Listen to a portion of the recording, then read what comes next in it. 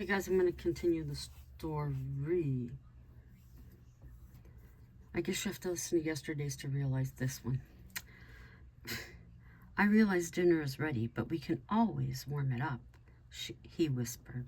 Of course. He picked her up and carried her to their bedroom. He gently laid her on the bed. They held each other for moments before making love. Then they showered and made their way to the kitchen. In their PJs, they enjoyed the warmed-up meal. Relaxing in the living room, Abigail rested on his lap. He played with her hair. There was a knock at the door.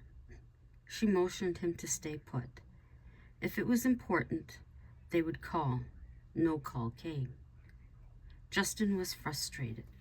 He had secured a bartending position at Dan's. Tomorrow would be his first shift. Maybe he would get some answers on this ban on Scott. Dan's employees knew better than to speak about it, or they'd lose their jobs. He stopped at a fast food joint before work. He recognized Trish, the waitress who had worked at Dan's. "Trish," he called out. "Justin!" She went running to him. "You're back. When did you get in?" "A few days ago." "Damn, it's good to see you," he replied. "When are you going back?" she asked. "Don't know. I have an open ticket." "Not working at Dan's?" This was his in. "No, I was fired after all that Abby Jason Scott shit." "Oh, what happened?" Now he'd find out.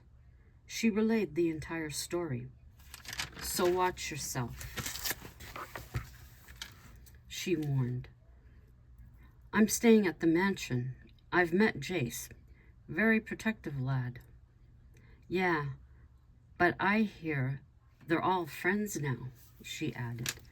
"Well, good seeing you. Give me a call." She kissed his cheek. He could use her to throw Jace off his tail. He'd start dating Trish, so he would back off. Well, that would be the plan. The first evening at Dan's went swimmingly. His accent afforded him many tips from the ladies and a couple with the men. He received at least 7 phone numbers. He promised nothing, just smiled. He laid all the slips of paper on the desk provided in his room. He wrote each one down with a name. He kept the papers in a small jar he found. Justin was up the following morning and down to Abby's office. He threw the lined pad on her desk. "What's this?" she inquired, staring at the sheet. "Women who gave me their numbers," he smiled. "And the dollar amounts. The tip they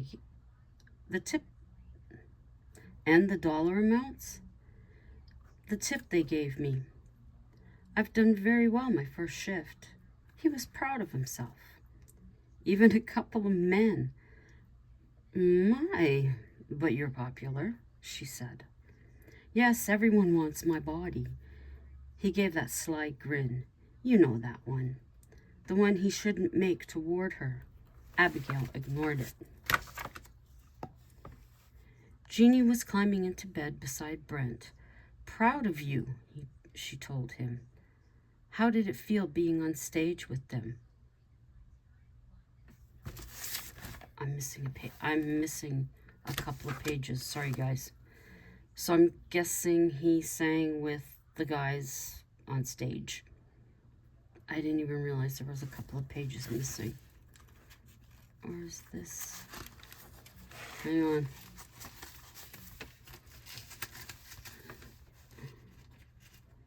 Hang on, people. Okay. Scott and Sally were pretty much living apart in the same household. They shared a bed, and that was all. He had made it clear that until she left her old way behind, there was nothing. Sally was trying her hardest to make him believe she was changing, though she always slipped. He knew she couldn't do it. It wasn't in her. She would forever resent Abby because she couldn't be her. That's what it boiled down to. You'll never be like her, so don't try, he told her. I don't want to be like her. Why would I? Because she has a part of me you never will. And what is that? She said weakly. My trust. With all I put her through, I could trust her. That's crazy, but that's how pure her love was for me. And you ruined it. Yes. That last time I left because of you, I listened to more of your lies. The thing is, your lies are always so enticing. So you blame all these years on me. 50-50. There are times in the beginning it was totally me. My drinking caused problems, but Abigail was there waiting. She didn't have to, but she was. The cheating I did, and she was there. He had the far-off look in his eyes. But she wasn't this last time, remember that. Would you expect me to wait 3 years? I've waited longer than that. Think back, Scott. Yes, from the first time we performed together. I knew you were interested, but you were married. You were married to Barb. I sat back and listened to all you had to say. I was there for you. Do you remember? Our first night together and the guilt you felt? You went back to her, and I waited. That's how much I loved you. And when the coast looked clear for us, you went to BC. You should have stayed and gone through the divorce, but you left. You met Abigail and everything changed. Everything. You forgot about me, forgot about the future. So, can you blame me for hating her? Can you blame me for every time I tried to get you back? Those men I hooked up with, I never loved any of them. I wanted you to be jealous and come back to me. But she was in the way. You came back to me time again, but you never stayed. You always went back to her. Scott had never known Sally to pour out her feelings as she did. She'd never expressed herself. Why didn't you tell me all this? Because I thought you were smart enough to know. I thought you'd figure it out. But no, instead, you went to her. You were like that ping pong ball going from one side to the next. I guess we both took advantage. I made the most when you were with me. I suppose she did the same. She always told me she loved me. Abigail always supported me. I didn't feel you did. I felt you were more obsessed with getting back at her. I was. I wanted to make sure she'd leave us alone. But that never happened. Because you focused on Abigail instead of us. She never did that. When I was with her, you were never a thought in her head. She enjoyed our time. The only time you came into view is when you started up, sending people to do your dirty work and paying them. I realize it was all wrong, but I was desperate to have you back. Isn't it obvious now I love you more than she ever could? Sally waited his response. I don't know what to say. Do you realize Abby and I will always love each other? That emotion will never change. We'll always have a part of each other's heart. We shared so much over the years. We loved hard and it felt amazing. I will never let that go. But you have to. She has someone else. Are you secretly hoping? Can you be friends? Secretly hoping? I admit I was hoping, but I've seen her with Jace. There's a difference, and the difference is me. I couldn't love her like that, the way he does. There is no one else to disturb what he feels. So it wasn't real with you. She tried to understand. It was, but not the same level. I don't believe it would ever be like that. So what happens to us? Should I just forget it? Scott went silent. Sally sat on their sofa watching. I can't say we can pick up at our old feelings. I'm willing to work at it if you can leave them alone. I would never forgive you if you split them up. Never, Sally.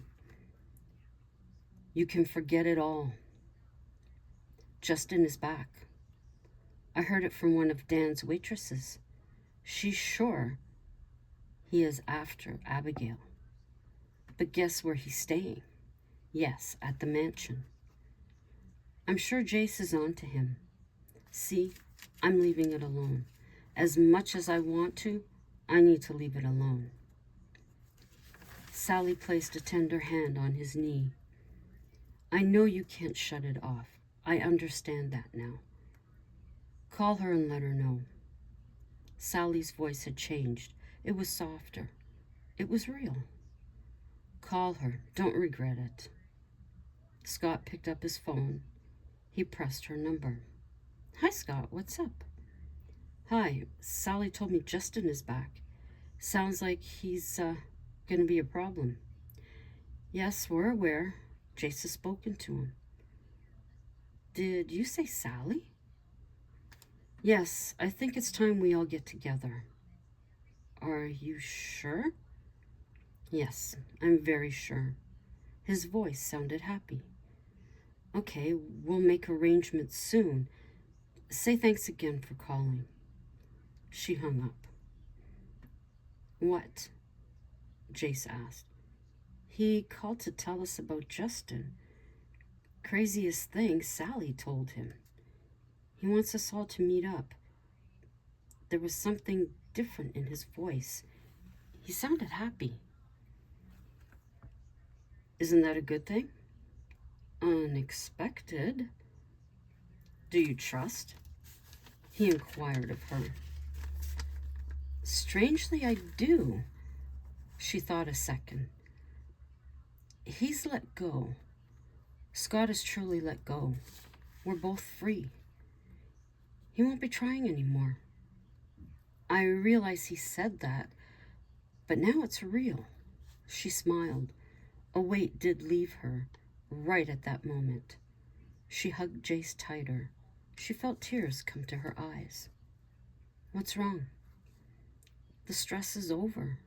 She cried till she was congested. No other reason? He asked. No. He's my friend now.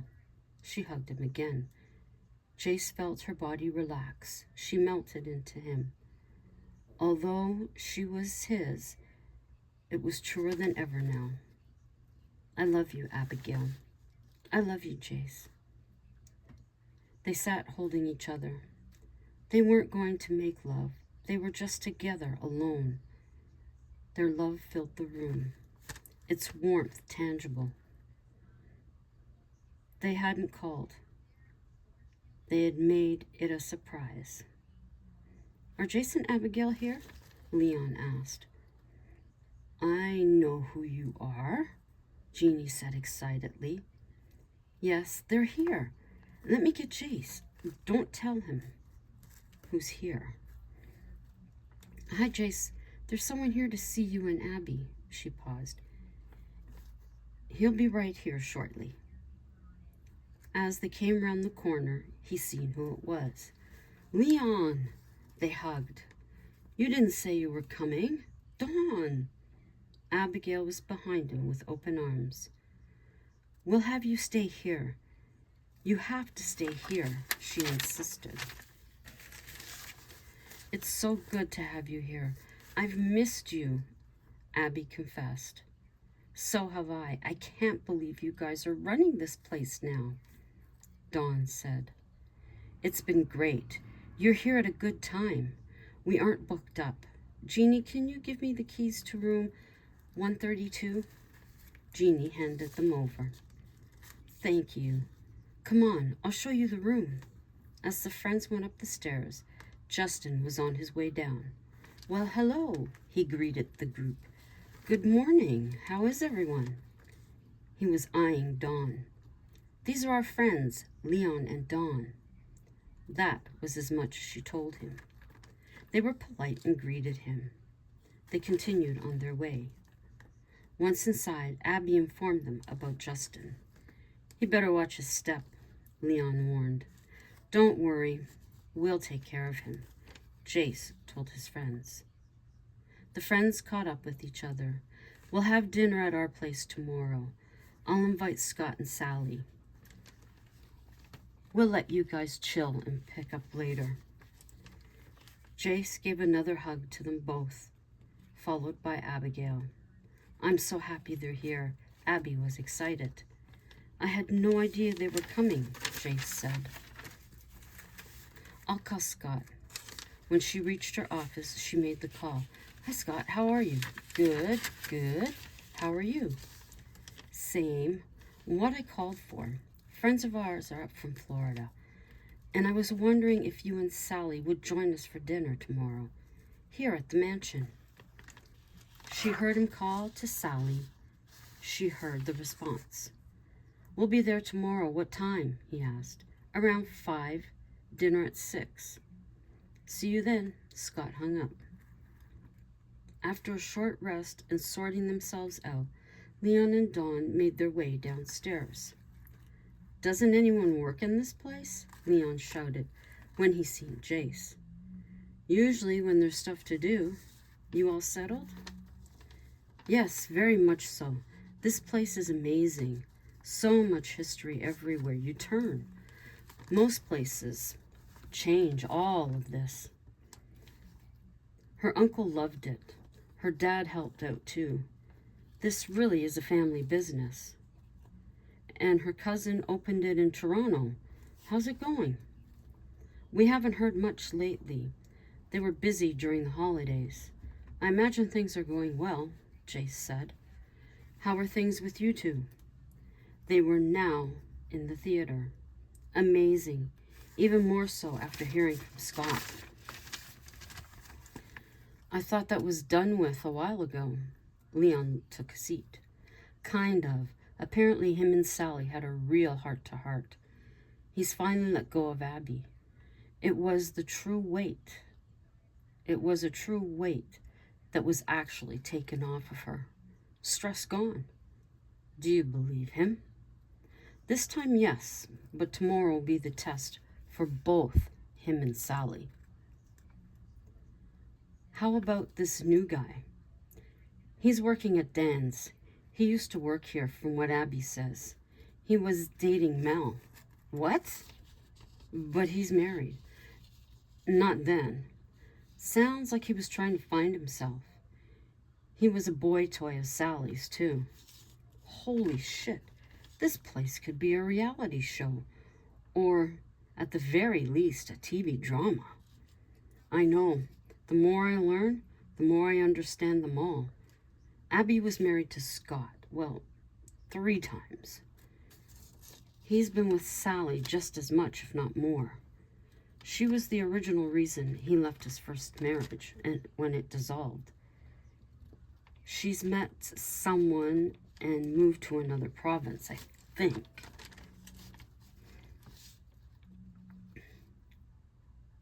Does that make sense? No. Wow. And now you're part of the story. Leon sort of chuckled. Yep, it's obviously being dramatic too. But I'm happy to be where I am. truly happy, content. I can tell. We were really worried. Dawn was heartbroken. She couldn't believe such a loving couple would separate.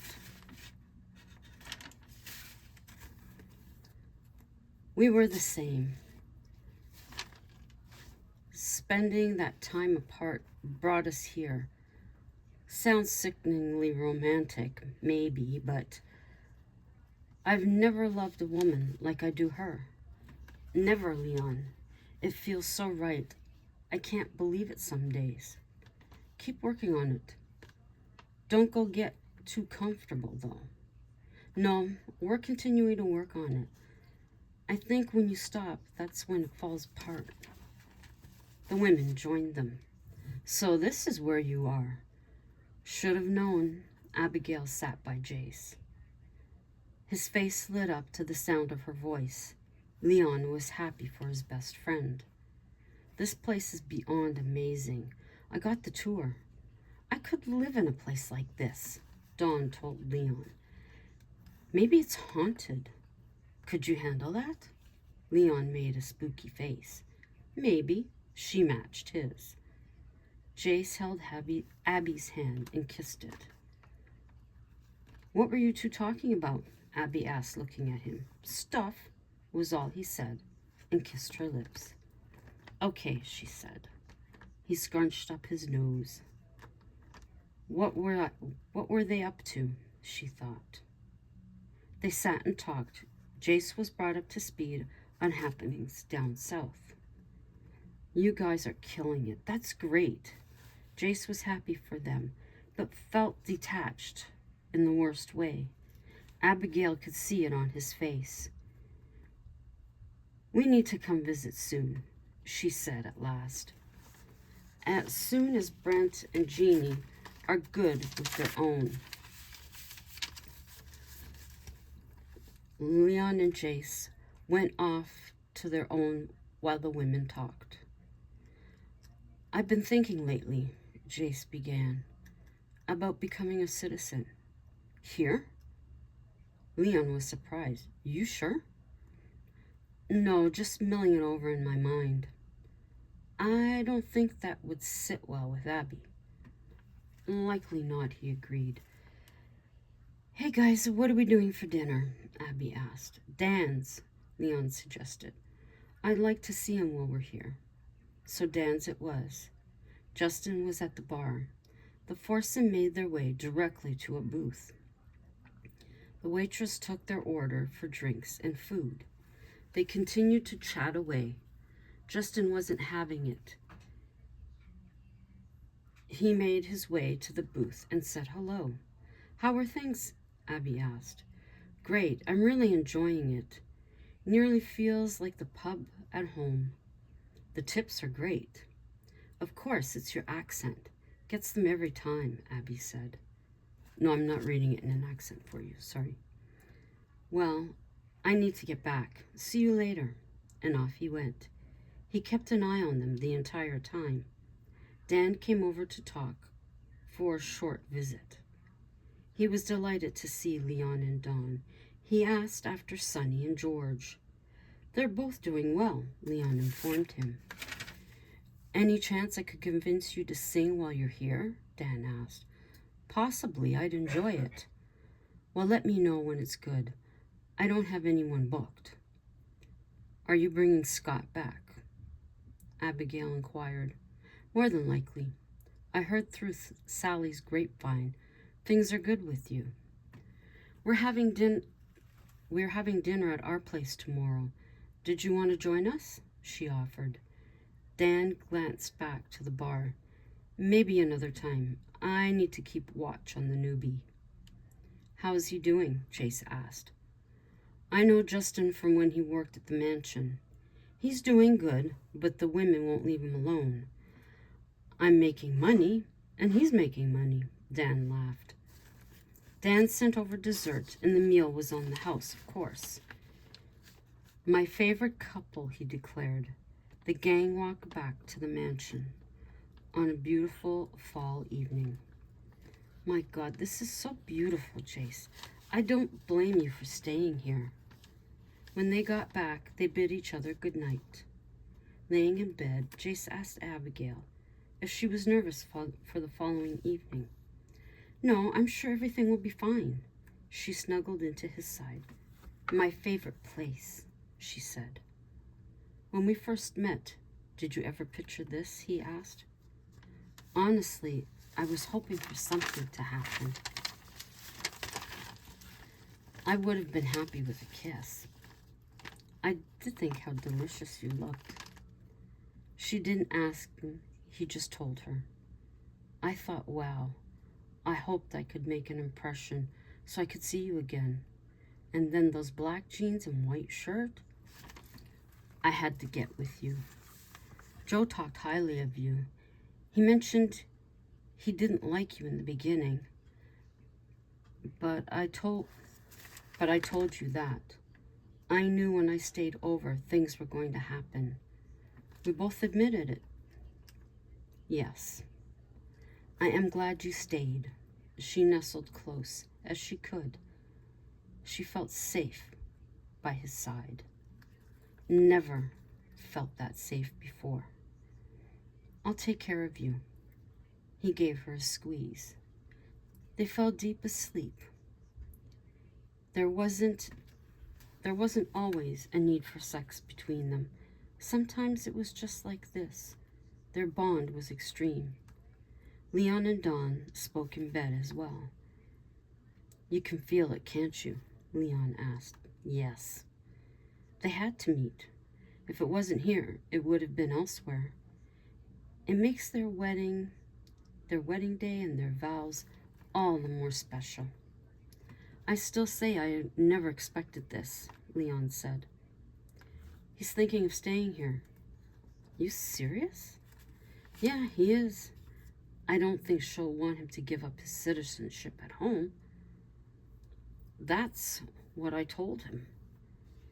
The guys will see the difference." "I didn't say anything, but Sonny and George are coming up. Don't say a word." She said she wouldn't. They also fell asleep close to each other. Brent was in the theater on stage singing an original song. Jace and Leon stood where he couldn't see them. "An original song.